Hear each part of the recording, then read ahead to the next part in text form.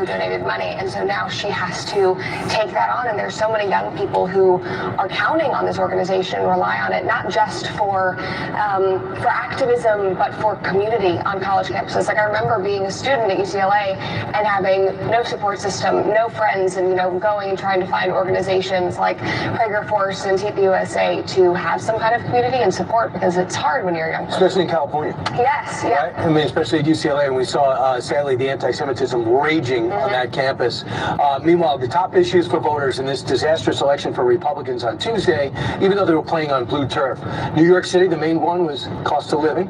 In New Jersey, taxes, followed by the economy. In Virginia, the economy. For young people, went heavily for Democrats. I know these are blue states, but do you think the Republicans can learn from the numbers they lost by this time? Absolutely. I mean, young people are struggling. I look around at my friends and my peers, and they're not sure if they're ever going to be able to start a family or buy a home. Like, all of that seems very, very out of reach for most young people. And so when you start talking about free things and the economy and affordability, it doesn't really matter who you are or if they actually understand the systems that are behind those promises, because I don't believe that Zoran, for example, will be able to deliver. I'm not sure if he even knows, since he has no experience, but young people hear the word free, they hear affordable, and they are running with it. And so I think Republicans need to lean in on that. We need tangible change for young people, otherwise we're going to lose them. You know, Brett, I didn't see a robust candidate to offer an alternative to that. I mean, everybody always says Donald Trump is done. Yeah. His race is done. He ran his race. He won his race.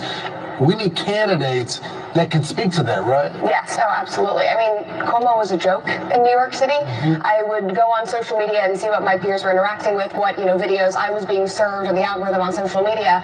But he was nowhere. It was Zoran and Curtis and his 17 cats. Like, that was all that was going on. And there were no alternatives. And the GOP threw their weight behind Cuomo, who isn't even a great candidate. It just felt incredibly lackluster. And again, going back to Charlie Kirk, he was so incredible about getting people out to vote. He was, finding amazing candidates, mentoring people. And but what's the difference? Because when we all graduated college, we were broke too. Yeah, everyone in this audience was broke. That's normal. But I never would have voted for a socialist. No. What's the difference in your generation? I think it's the professors and what people are being taught on their college campuses, because it's this complete victimhood mentality of, this is the way the economy is, and you can't work hard to, claw your way out of it. You can't pull yourself up by your bootstraps. You are oppressed forever. You're never going to be able to buy anything. And when you hear that for years and years, you adopt that mentality. It's amazing. I think someone's going to have to run on the capitalist platform. It seems to be a given. Yeah. They have to talk about capitalism. He said flat out, so Mamdani, I don't like capitalism. Yeah. I'm not for it. I've never heard that before. I've heard people look at policies and go, this looks socialist. But everything that he embraced, normal candidates run from, and he won. Guess who ran on capitalism? Donald Trump. He built business after business after business. Half the skyscrapers in New York are because of him. All right. Thanks, Brett. Great to see you. Thank you, Brett. Thank you for having me. so much. Meanwhile, when we come back, Steve is rolling out the red carpet, and he talks to our audience next.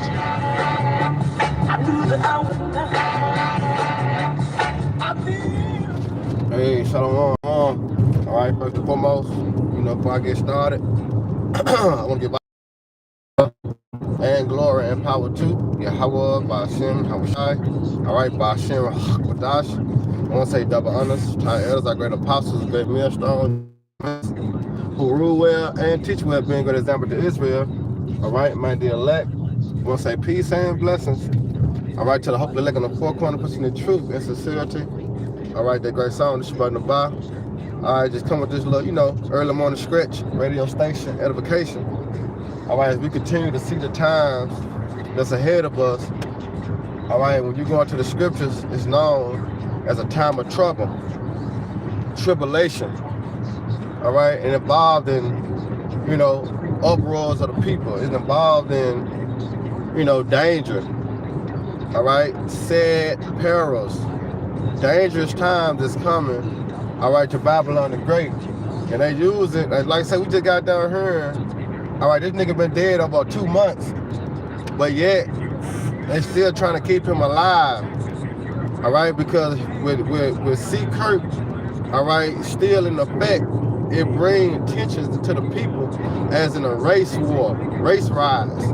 All right, so here it is. They trying to use this devil to the best of their ability. Because remember, it said a good crisis cannot go away, cannot go, be wasted, so to speak. All right, so here it is. They trying to keep this name alive, what he represents, to further their agenda. All right, because they're still going to rile certain people's minds up. Because what he stood for, and then what the people, standing for, is the totally opposite. All right, so they bring in, all right, warfare. So that's the so-called white man going back to psychological warfare. That's what he's doing. All right, but we, as in believers, the household of faith, we can't be ignorant. All right, we got to know, all right, what's at hand according to the scriptures, basically according to prophecy. All right, because the Bible speaks, all right, about everything that's going on and going to go on, all right, in this world. The good and the bad. All right, the good and the bad, the good and the evil. All right, and guess what? According to prophecy, we know it's finna get worse. All right, so that's why we got to continue to hold fast with what we have, which is this knowledge, we have this understanding, and we've been given the Holy Spirit. All right, and all that ties into faith. All right, because you must believe that Yahweh is. All right, to be accepted. All right, to be delivered, to be saved, to be protected, to have that cover, that hedge. You must believe that he is, and he is a rewarder. All right, and that reward going to salvation.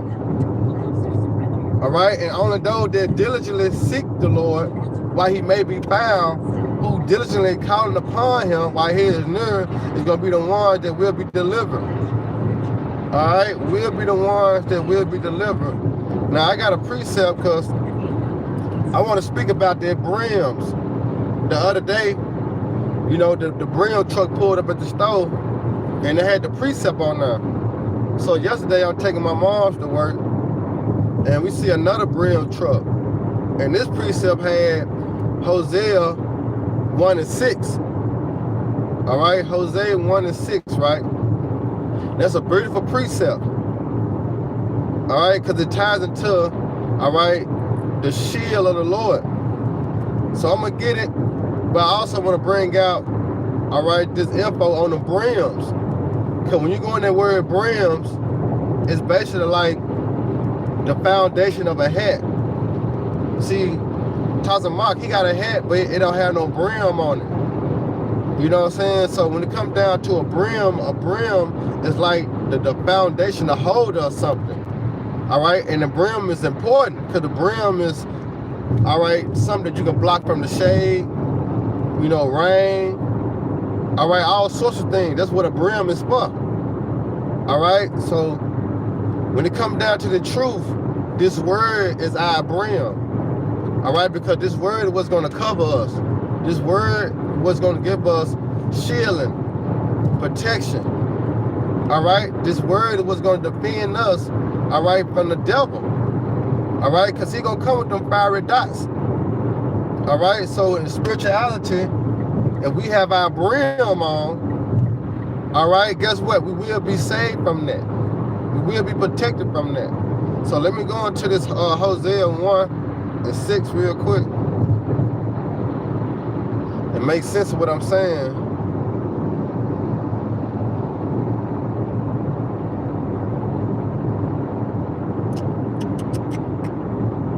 All right, this Hosea 1:6. I might start.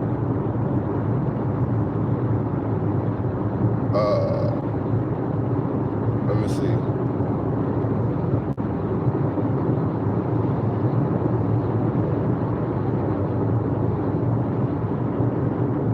Slacking.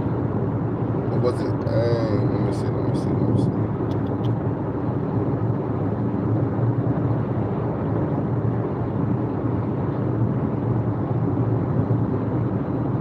Amos 1:6. No. Salakia. Damn, with that precept. Salakia. Let me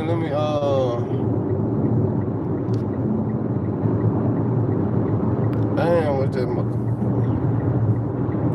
out of Amos.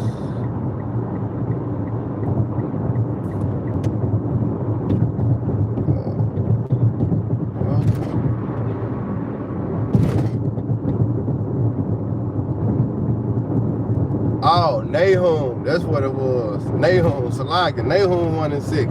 Because I remember telling my mom, Nahum dealing with Nineveh. All right? So when you go to Nahum 1 and 6, the water you have about Shema Shah, water. Now, this is Nahum. I'm going to start at, because it goes, look, damn. I'm gonna start at 1, because the modern day Nineveh is America. All right, so let me start at 1. It said the burden of Nineveh. And what is that burden again? The chariots, the UFOs, which is IFOs. All right, because they identified in the scriptures as what? Our salvation vehicles. The only way out is up.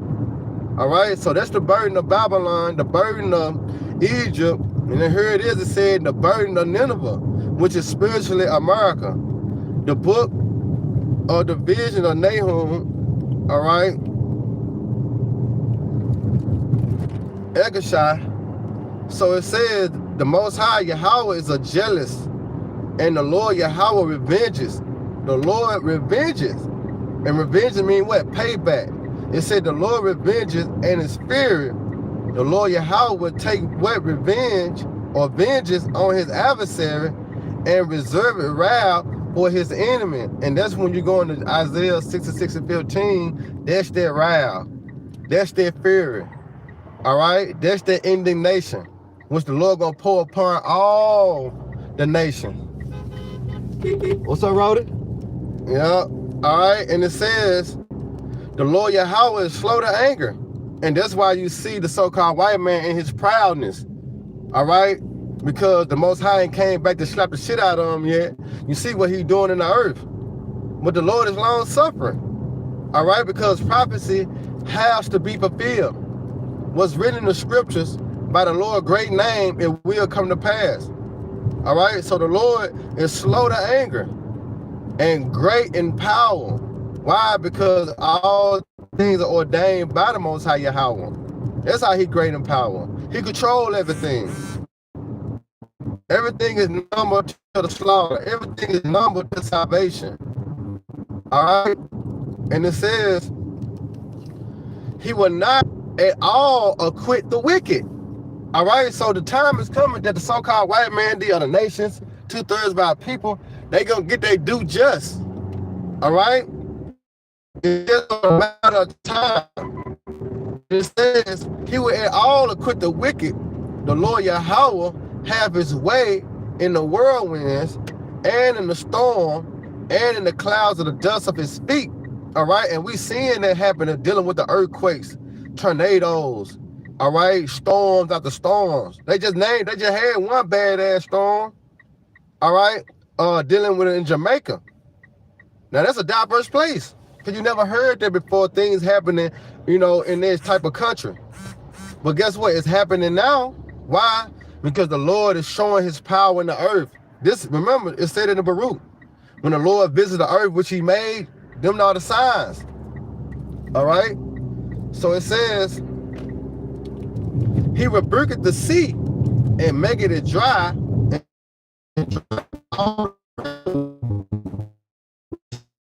and calmer in the flowers of the Lebanon language. The mountain quake at him, and the hills melt, and the earth is burned at his presence, yea, the world. So they give you an identifier of what? America being on fire. Babylon the Great being on fire. Because this is how the Lord gonna visit the world which he made. He's not gonna visit the world, all right, coming down singing, holding his hand out, everyone come to me. No, he finna judge the people. All right? He said how he gonna plead with our flesh? By fire. That's how he gonna plead with our fire. All right? So when you go into this, it says the mountain quake at him. When you go into Isaiah 22, it said the earth shall reel to and fro like a drunkard. Right? It said the hills melt. When you go into 2 Peter, the 3rd chapter, it said the elements shall melt with what? With fervent heat. All this ties into prophecy as America being destroyed. But it says what? The burden of Nineveh, which is spiritually speaking about America. All right? But it says the earth, the mountain quaketh at him, the hills melt, the earth is burned at his presence. You see that? the earth is burned at his presence. Joel the 2nd chapter, Joel the 3rd chapter, Isaiah 34. It all speaks about the world, which is Esau Edom rulership, being burnt off the face of the earth, man. And it says the world and all that dwell therein, and that's how you know it's talking about America, because everything in America, everybody in America that's left, that don't get beamed up by them chariots, they gonna burn. All right, more fire, more fire. All right, for them bummer clocks. All right, the Lord is gonna burn their ass, man, and we don't want no parts of it. That's why we gotta continue to fear the Lord, keep His commandments, and do what's pleasing unto the Lord to the best of our ability. All right, because the Lord coming with that fire. All right, now verse 6, and then this is the point with verse 6 and 7. But 7, what I saw on the bridal truck. All right, verse 7. But this is verse 6. It said, whom shall stand before his indignation? Can't nobody stand before the Lord's indignation, which is his righteous anger, which followed by the missiles. And who can abide in his spirits of his anger? His spirit is poured out like fire. Revelation, come on, man. Revelation 6:15. His spirit is poured out like fire. And when it come down to that charagma, which is the end all be all right, because you take the charagma, the Lord got something for your ass. And I'm going to show you. The Lord got something for you, you take the charagma. So this is Revelation 14. All right, this is Revelation 14 and 9. It says, and the third angel followed them, saying with a loud voice, if any man worship the beast and his image, receive his mark in his forehead or his hand. So they're going to be those that went down to Egypt for help, those that didn't trust in the Lord. Let's see what your judgment going to be. All right, let's see the outcome. All right, and that's what we got to do. We got to show the people, if you do take this mark, this is what's going to happen unto you. But if you don't take it and you trust in the Lord, this is what's going to happen unto you. So what if I take it? Your ass going to die. You're going to burn. But what if I don't take it? Then the Lord may have mercy on you and deliver you. All right? So which chance would you try to balance out? Taking it or not taking it? I'll take my chance of not taking it.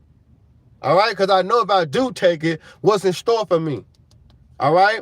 Burning as like a hot dog in 7-Eleven. Rotisserie. So it says, and the third angel followed them, saying with a loud voice, if any man worship the beast and his image, or receive his mark in his forehead or his right hand, and that mark is talking about the charagma, all right, the little bit of thing that they're going to put in you. It says, the same shall drink of the wine of the wrath of the Most High, which is poured out without mixture in the cup of his indignation. I mean, the Lord going to give it to you all. You ever got an ass whooping that your mom or your dad just beat the hell out you, like, God damn, like, he ain't show no damn mercy, like, everything that he put in that belt, it was all his anger. You ever got your ass tore up like that? I know I have. But then what the Lord gonna do? The Lord said he gonna pour it out without mixture, all right, into the cup of his indignation, and he shall be tormented with fire and brimstone in the presence of the holy angels and in the presence of the Lamb. So what is they talking about? They're talking about Isaiah 66:15, because that's how the Lord coming. The Lord ain't coming no other way. You can't go in the scripture and find out no other way the Lord coming. Even Yahweh Shah said, I come with fire. All right? But guess what? This is Isaiah 66:15. It said, for behold, the Lord will come with fire. You see that? Yahweh is coming with fire. Yahweh Shah is coming with fire. The angels, all right, and the chariots, all right, come with fire. All right? It said with the chariots like a whirlwind to render his anger and fury and his brooks with flames of fire. What it say in Nahum? All right? And it says, for by fire and by his sword will the Lord Yahweh plead with all flesh, and the slain of the Lord Yahweh shall be many. All right? Shall be many. So let's go back to Nahum 1:6. who can stand before the indignation? Can't nobody stand. Can't nobody, you know, they had that song, who can stand the rain? All right, but if it rain missiles, no one. All right, who can abide in the fierceness of his anger? No one. His spirit is poured out like fire. Going back to Revelation 14:9, it's going to be poured out without mixture. So you take the karama, your ass is grass, and your how about Shema shots the lawnmower through on low. You know, you cut grass, you can put it on 5, you can put it on 4, make it look good. No, the Lord finna put it on 1. All right, and cut your ass through. All right, and it says, and the rocks are thrown down by him. Remember, fire and brimstone, speaking about the missiles. But that's the point. The Lord Yahweh is good. How the Lord is good? Because he promised us through our forefathers, Abraham, Isaac, and Jacob, the kingdom. You see that? And we understand, according to Lamentations 4:22, this is our last captivity. Our iniquity is accomplished. You see? So the Lord is good. He damn good. You know how the Christians say he an awesome God. Yeah, the Lord Yahweh is good. A stronghold in a day of trouble. Why is the Lord a stronghold in a day of trouble? Because his name is a strong tower. But only the righteous run into it and is safe. All right? So it said a stronghold in a day of trouble. He knoweth them that trust in him. He knoweth them. All right? Proverbs 30:5, one of my favorite precepts also. The Most High words is what? Is pure. But he is a shield unto them that put their trust in him. So go back to that brim truck from yesterday. Nahum 1:7 was on there. And once again, the Lord Yahweh is good. A stronghold in the day of trouble. Because guess what? When you call upon the Lord in truth and sincerity, all right, what's going to happen? The Lord going to come and defend for you. How you know that? Because it was written. How you know that? Because the Lord did it to the prophets of old. When? Look at Daniel. All right? Look at Habakkuk. You see? Look at Samuel. Look at Samson. All right? Look at all our forefathers that was always was put in a jam or a situation that they couldn't see their way out of it, but they trust in the Lord, and what happened? The Lord delivered them out of it. All right? And this is one of the Yakanan's favorite precepts, Sirach 2:10. It says, look at the generation of old and see, did any ever trust in the Lord and was confounded? You see? Or did any abide in his spirit and was forsaken? See, these are questions. Or whom did he ever despise that called upon him? You see? Now we tapping back into that same ancient mindset. You know what I'm saying? When you go into Bell of the Dragon dealing with Daniel in the lion's den, right? When the Lord sent Habakkuk to the lion's den to feed him, what Daniel say? My father, thou hast not forsaken me. Why? Because the Lord has came through. The Lord is a what? He is a stronghold in the day of trouble. He gonna come through for us. But we gotta continue to believe that and hold it to endure. Because that's what's gonna give us the increase. That's what's gonna give us the ability to endure. All right, because remember the scriptures say, he that endured to the end, the same shall be saved. And only how we're gonna be able to endure is we hold fast to what we have. We gotta believe. We gotta continue to believe. All right, all the way to the Lord beam us up on them chariots, and we see the lake of fire as we look down.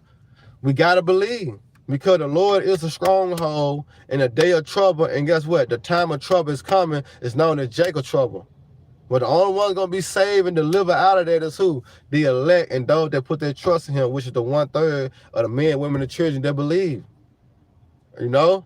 So with that, you know, Lord willing, y'all brothers and sisters edified. Hey, once again, we'll give all honor and glory and power to Yahweh, Ba'ashem, Yahweh Shai, Ba'ashem, HaKodash.